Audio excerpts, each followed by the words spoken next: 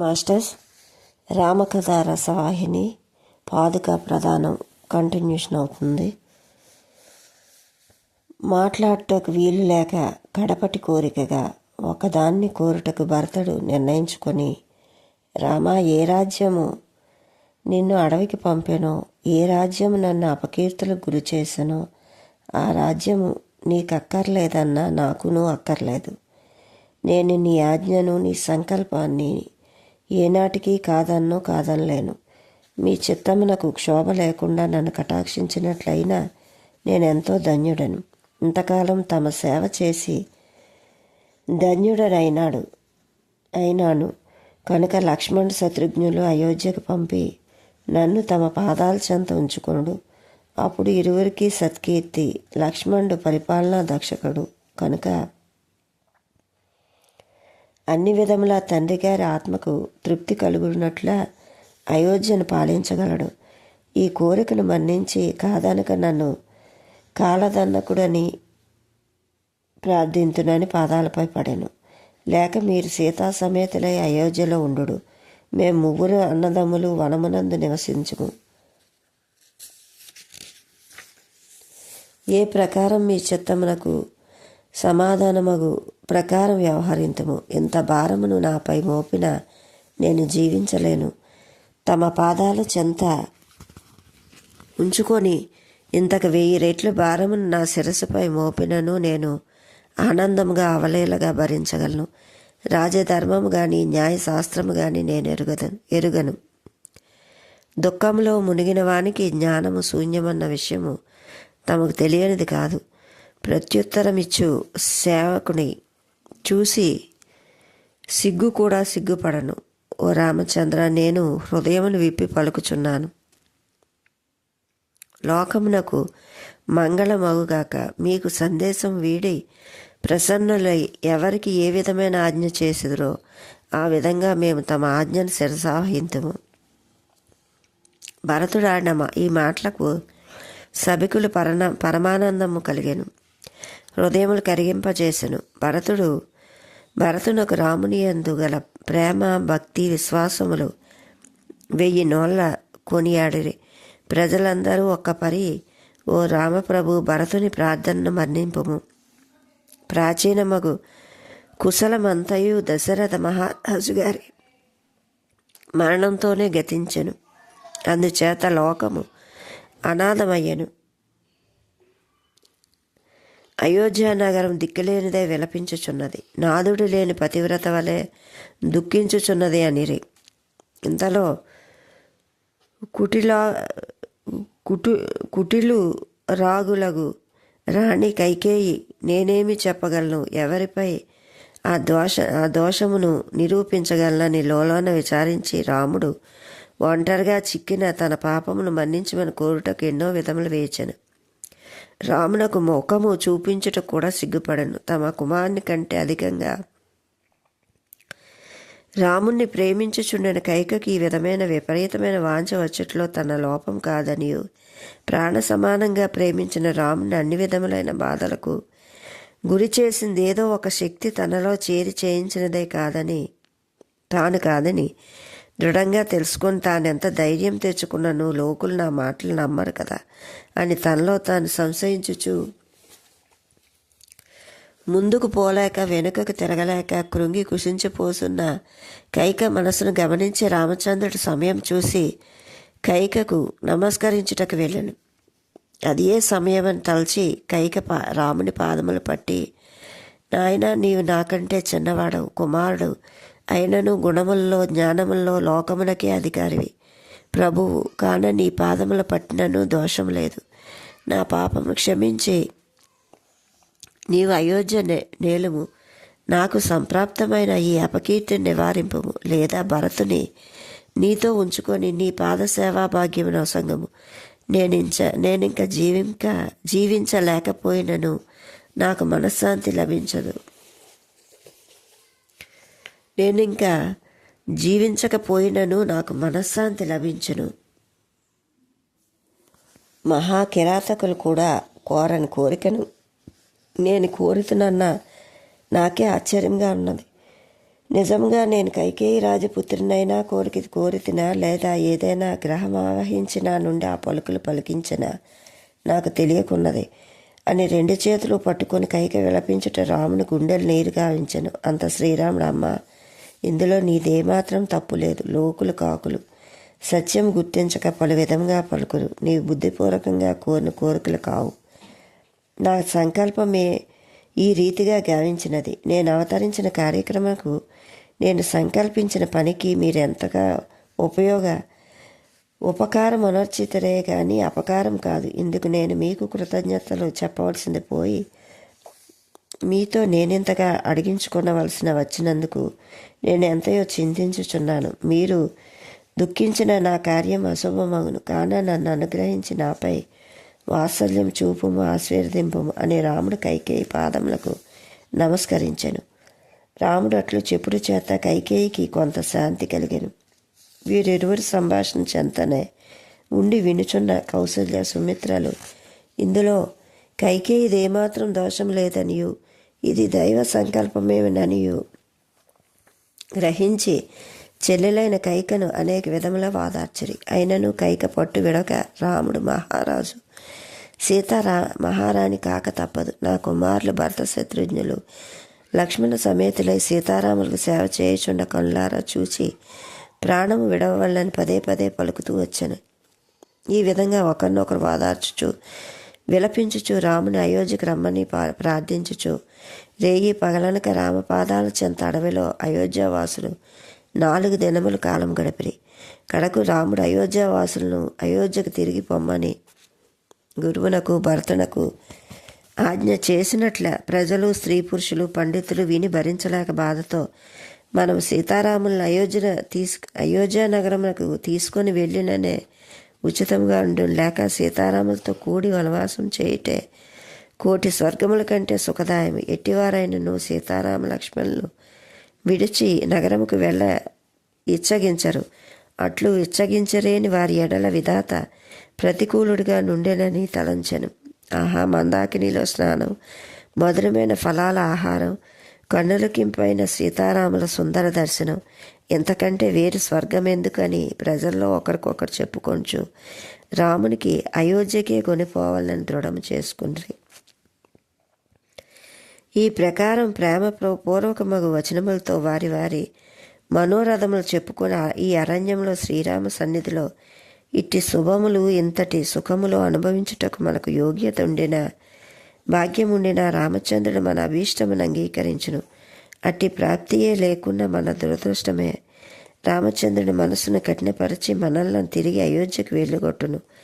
రాముడే అనుగ్రహించకున్నా ఇక అనుగ్రహించేవారెవరు? అతని చెంతనే కాలం గడపని జీవితం మరెక్కడా ఉండనేని, ఏమైనానేమి బ్రతికి చచ్చిన వారితో సమానమని ఒక పెద్ద వృద్ధ బ్రాహ్మణుడు పలికిన పలుకులు అందరూ నిజమే నిజమే, ఈ మాటలు సత్యమని బలపరచరి. కులగురువైన వశిష్ఠుడు పంపిన దశరథుని మరణవార్త విని జనకుడికి అందిన క్షణమే మహారాణి సమేతుడై అయోధ్యకు వచ్చాను. అక్కడ విషయములన్నీ విశదమయ్యాను. ఇంతలో భరతుడు వచ్చి రాణులు, గురువులు ప్రజల సమేతంగా చిత్రకూట పర్వతమునకు రామ సందర్శనం గావించుటకై వచ్చుచుండగా వారితో జనకుడు తన రాణితో చిత్రకూటునకు వచ్చాను. ఆ సమయం చూసుకొని సీతారాములతో మాట్లాడ వేచి ఉండేది. సీతాదేవి తల్లి చెలికత్తెను పిలిపించి కౌసల్యాది మహారాణుల సమయములను చూచి రమ్మని పంపాను. అంత చెలికత్తె కౌసల్యాది రాణులను చూచుటకు వెళ్ళాను. జ్యేష్ఠ శుద్ధ ఏకాదశి నాడు మహారాణులను కలుసుకొండ్రి. కౌసల్యాదేవి జనక మహారాజు భార్య అయిన సునయన సన్మానించి ఆదరించి సమయోచితంగా ఆసనపై కూర్చోబెట్టెను. ఆ మహారాణులను సునయన చూచుట మొదటిసారి కనుక, అనగా సీతా కళ్యాణ సమయమున రాణులెవ్వరూ మిథిలాపురమునకు వెళ్ళలేదు. మిథిలాపుర రాణి అయోధ్యకు రాలేదు. అందుచే వారిరువురు ఒకరినొకరు గుర్తించుటకు వీలు కాలేకపోయాను. అయోధ్య నగర రాణులైన కౌసల్య, సుమిత్ర, కైకేయులు సరసోక్తులను, సౌశీల్యను, స్నేహమును చూసి కఠినమగు వజ్రము సైతము నీరగును. వారి శరీరములు పులకరించి శిథిలమైన వారి కన్నీరు కార్చుచు నేలను చూచు దుఃఖించుచుండ సీతారాముల గుణగణములను వారు వర్ణించుచు పొంగువచ్చు దుఃఖమును ఆపుకొనలేక బోర్ని ఏడవసాగి. అంత సునైన ఏమి చెప్పుటకు తోచక అమ్మ విచారించి ప్రయోజనమేముంది, విధాత బుద్ధి అక్రముగా వెళ్ళను, పాలనురుగును భేదించుటకు వజ్రము ఉపయోగించను, అమృతమును వినియున్నాం కానీ చూచి ఉండలేదు, గరళమునే చూచుచున్నాం, కాకులు గొంగలు గద్దలు గుడ్లగూబలు మాత్రమే చూచుచున్నాయి, కానీ మానస సరోవరంలో రాజహంసలు కలవని వినుచున్నాము. దేవి విధికృతం విపరీతములు విచిత్రములు, విధికృతములు బాలుని చర్యన వలె ఉండెను అని సునైన ఓదార్పు మాటలతో తాను కూడా దుఃఖించతొడగాను. అంత కౌసల్య, అమ్మ సునైన, ఇది ఒకరి దోషము కాదు. సుఖదుఖములు, లాభ నష్టములు, కర్మాధీనములు, కఠిన కర్మగతులు భగవంతునికి తెలియను. శుభాశుభ కర్మలకు తగిన ఫలమును నతడిచ్చును. ఈశ్వరాజ్ఞ శిరస్సు నధిష్ఠించి ఉండును.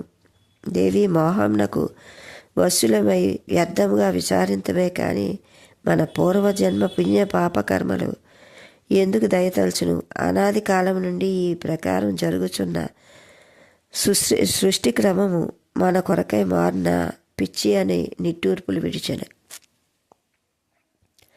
అప్పుడు సునైన, అమ్మ మీరెంత పుణ్యాత్ములు, లోకముల దశరథుని మించిన పుణ్యాత్ములు మరొకరు కనిపించరు. అట్టి దశరథుడు అర్ధాంగి అయి ధర్మమూర్తి, విశాల హృదయుడు, సుగుణశీలుడు అయిన శ్రీరామునకు తల్లులైన లోకఖ్యాతిని అందుకుంటుంది.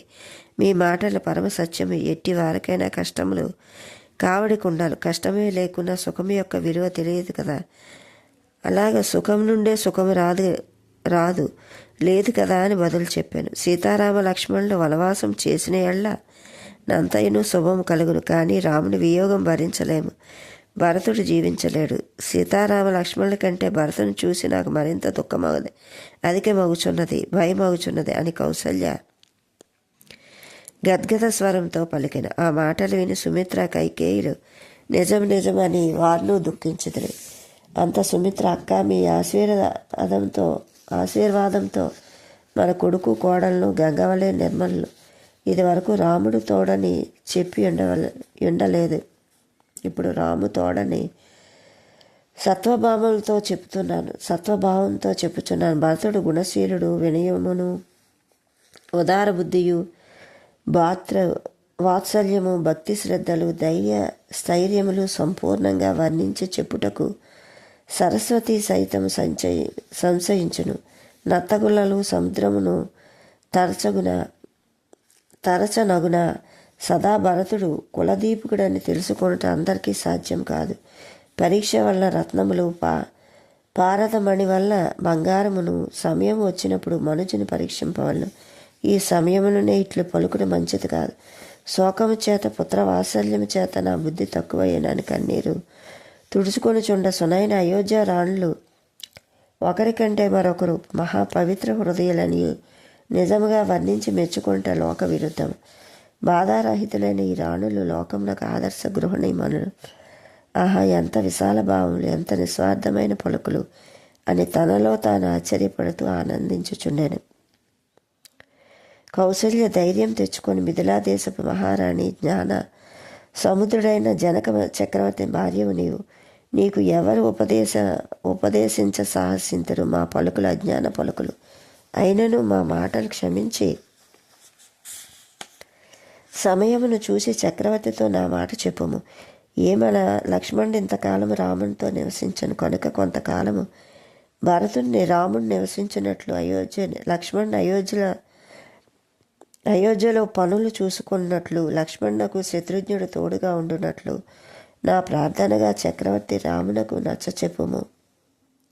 ఈ మాటలు సమ్మతించిన ఎడ్ల మిగిలిన అన్నీ వాటికవే సరిపోను. భరతుని విషయంలో నాకు చాలా భయంగా ఉంది. భరతుని ప్రేమ గంభీరమైంది. రాముని విడిచి జీవించనొల్లడు. చక్రవర్తి స్వర్గస్థులైరి. రాముడు వనవాసం వేడడు. భరతుడు రామ వియోగం భరించుకొనలేక గతించనో దేశము జీవోత్సవం కాగలదు. మున్ముందు ఏమి ప్రమాదం రానున్నదో నాకు చాలా ఆందోళనగా ఉన్నది అని సునైన చేతులు పట్టుకొని జనక మహారాజును తగిన రీతిగా నచ్చజెప్పి ఈ పని ఎట్లయినను నెరవేర్చినట్లు చేసి మామూలు ఆనంద పెట్టుమని ప్రార్థించినట్లు చెప్పాను. కౌసల్య యొక్క స్నేహ ధర్మములకు సంతసించి సునైన దేవి వినయములు సుగుణములు నీకు ఉచితములు. అగ్ని ధూమము ధరింపున పర్వతము తమ సరస్సుపై తృణములను ధరింపవా. మనోవాక్య కర్మములు చే చక్రవర్తి మీ సేవకుడు మీకు సదా సహకారుడు. దీపము సహాయమున సూర్యునకు శోభ కలుగున దేవకార్యమును సాధించుటకు రాముడు వనమునకు వచ్చెను. అతడు తిరిగి అయోధ్య రాజ్యము నిశ్చలంగా పరిపాలించెను. రాముని బాహుబలములు చే నరదేవ నాగులు సుఖించి వారి వారి నిజస్థానములు పొందగలరు. ఇవన్నీ ముందే యాజ్ఞవల్క ఋషి చెప్పి ఉండెను. ఋషివాక్యములు ఏనాటికి అసత్యములు కావు అని విన్నవించి కౌసల్య పాదములపై నమస్కరించి సెలవు గైకొని సీతను చూచుటకు పర్ణశాల దిశగా వెళ్ళి తగిన ఏర్పాట్లు గావించుకొని వెళ్ళాను. తల్లిలోనికి వెళ్ళి కూతురు సీతను చూడగానే దుఃఖం ఆపుకోలేక కౌగులించుకొని బోరుని ఏడవసాగాను. సీత తల్లిని అనేక విధములు వాదార్చి ధైర్యవచనములు బోధించి తల్లి పాదములకు నమస్కరించి నిల్చుండెను.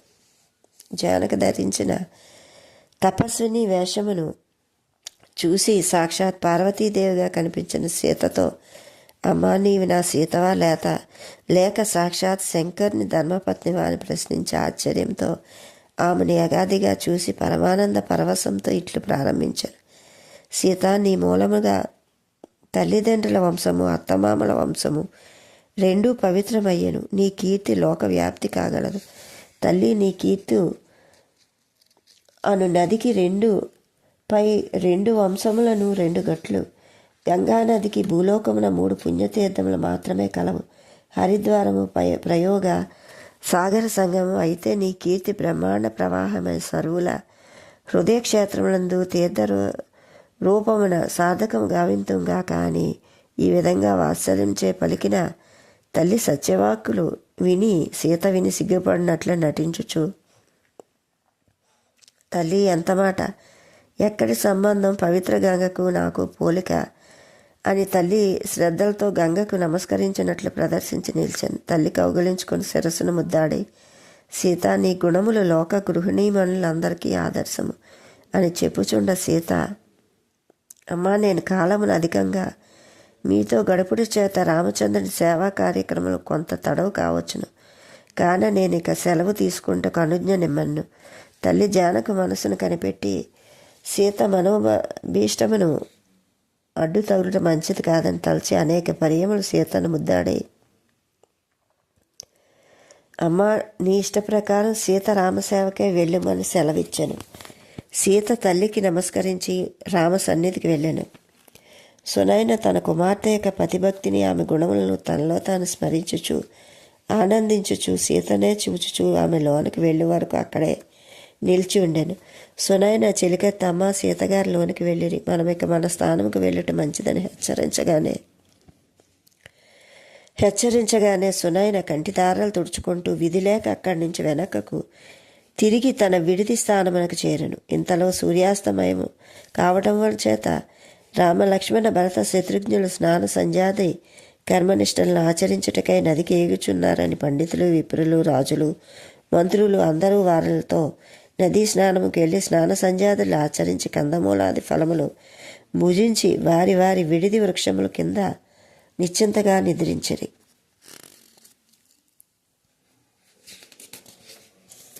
తెల్లవారి నిత్య కార్యక్రమాలు ముగించుకొని అందరూ పర్ణశాల చుట్టూ చేరి శ్రీరామచంద్రుడు వారందరినీ చూసి చిరునవ్వుతో వాళ్ళ యోగక్షేమాలు విచారించుచు రాగా భరతుడు రామునికి నమస్కరించి, స్వామి, నా మనసును ఒక అభీష్టం మొలకెత్తాను.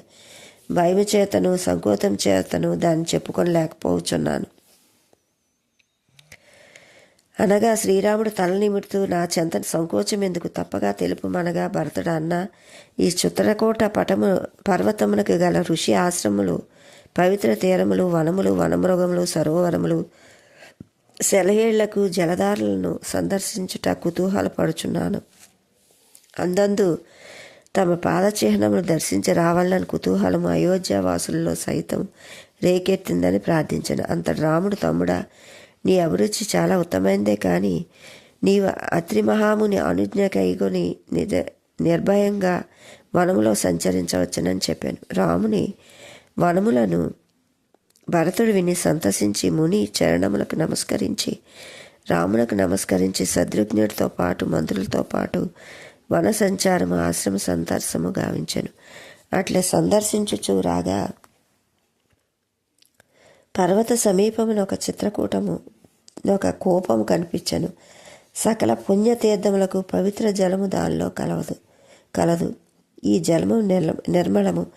అక్కడికి వెళ్ళాను. అక్కడ అత్రి మహర్షి శిష్యుడు భరతునకు ఆ పవిత్ర జలమును గురించి వివరించాను. భరతుడు ఆ పవిత్ర జలమును శిరస్సునందు ప్రోక్షించుకొని నమస్కరించి అందులో పడిన చెత్తను మట్టిని తీసి ఆ స్థానమున తన స్వహస్తములతో పరిశుభ్రపరచెను. అదే నేడు భరత కూపము అని పేరుతో నిలిచి లోక ఖ్యాతిగా నందుకొనుచున్నది. 6వ దినము ప్రాతకాల స్నాన సంధ్యాదులు అనుష్ఠించి శత్రుఘ్నుడితో పరివారంతో భరతుడు సమావేశమై రాముని ముఖ లక్షణములను గమనించుచు దిగ్గున లేచి నిలబడి ధైర్యమును అవలంబించి దండ ప్రమాణం చేసి చేతులు జోడించి ఇట్లు వినవించను. హే ఇక్ష్వాకు తిలక, అన్ని విధములుగా మీరు నా కోరికలు తీర్చిరి. నా నిమిత్తమై మీరు సకల దుఃఖములు పడుచుంటిరి, సకల కష్టములు పడుచున్నారు. ఓ నాథ, మీ ఆజ్ఞను దయచేయుడు. 14 సంవత్సరముల వరకు మీ ఆగమను నిరీక్షించుచు నేను నగరములో మీ సేవ చేయువాడను. అవధి దాటిన తర్వాత మీ చరణార విందమును దర్శించుటకు మార్గము చూపుము. 14 సంవత్సరముల వరకు నాకే విధముగా ధైర్యము నిలిచియుండునో బోధింపుము. రామ, మీ పురజనులు, మీ కుటుంబము, ప్రజలు అత్యంత సరసులు, పరమ పవిత్రులు, బ్రాహ్మణులు, పండితులు మీ యందు బద్ధానురాగులై ఉందురు. ఈ సంసార దుఃఖములను తాపములను మీ నిమిత్తమై భరించువాడా, మీ పరోక్షమున పరమ పదమైనను నాకు వ్యర్థము. మీ సేవకుల మనో అభిప్రాయములు, వారి భావములు, వారి కోరికలను మీకు విశదము. ఉభయ లోకములోనూ మీరే నన్ను నిర్వహించగలరు. ఇదే నాకు గల మనోధైర్యము. అందుచేత నాకు ఈ దుఃఖమంతయు తృణపాయంగా కనబడును. ఇంతవరకు నా దుఃఖము పట్టలేక నా తలకు తగినట్టు ప్రసంగించితిని. నా లోపము క్షమించి వినిదీయక తగినట్టు నన్ను శిక్షింపుమని భరతుడు చెప్పిన విన్నపము సభికులు విని హర్షించి ఆమోదించి అతన్ని కొనియాడిరి. నీరముల నుండి క్షీరములు విభజించు హంసవలే అతని సత్యము నా సత్యము నుంచి విభజించి చెప్పాను. నిర్మలాంతకరణంతో భరతుడు చెప్పిన మాటలు దీనబంధువు రాముడు విని దేశకాల సమయానుసారంగా అతనితో ఇట్లు చెప్పాను. తమ్ముడా, భరతుడా, గృహంలోనున్న నీ యొక్కయను వనములోనున్న మా యొక్కయను సకల జనుల యోగక్షేమమును చూసుకుని వారు ఎవరో వారు చూసుకొని చుందురు. లోకరీతిగా గురువులైన వశిష్ఠుల వారు జనక మహా చక్రవర్తులు నీకు తోడుగా ఉందరు. స్వప్నమందైనను నీకును నీ కష్టములన్నీ కనిపించుటకు వీలు లేదు, కనిపించకూడవు. మన తండ్రి గారి ఆజ్ఞను పరిపాలించుటకే పరమ పురుషార్థము, సర్వశ్రేయోదాయకము, శాశ్వత కీర్తి ప్రదాయకము, వేద సమ్మతము. ఎవరు గురువాజ్ఞను, తండ్రి ఆజ్ఞను, తల్లి ఆజ్ఞను మన్నించి సన్మార్గమున సంచరించెదరో వారి పాదములకు తప్పు మార్గం పడవు. ఈ సత్యమును గుర్తించి దుఃఖమును దూరము తోసి ఆనందంతో నీతి నిజాయితీలతోడ 14 సంవత్సరములు రాజ్యము నడుపుము. రాజు ముఖము వలె నుండవలను. భోజన పానాదులు ముఖమును చేయును. సకలాంగములు నది యథావిధిగా పుష్టి చేయును. అటులనే రాజు ద్వారా రాజ్యాంగమునకు పుష్టి వచ్చును. సకల మనోరథములు మనసులో నిమిడియుండునట్ల సకల రాజధర్మములను రాజనీతులను రాజుల్లో దాగియుండును. ఈ ప్రకారం అనేక విధముల రాముడు తమ్మునకు బోధించెను. Okay masters, like, share, subscribe. Thank you.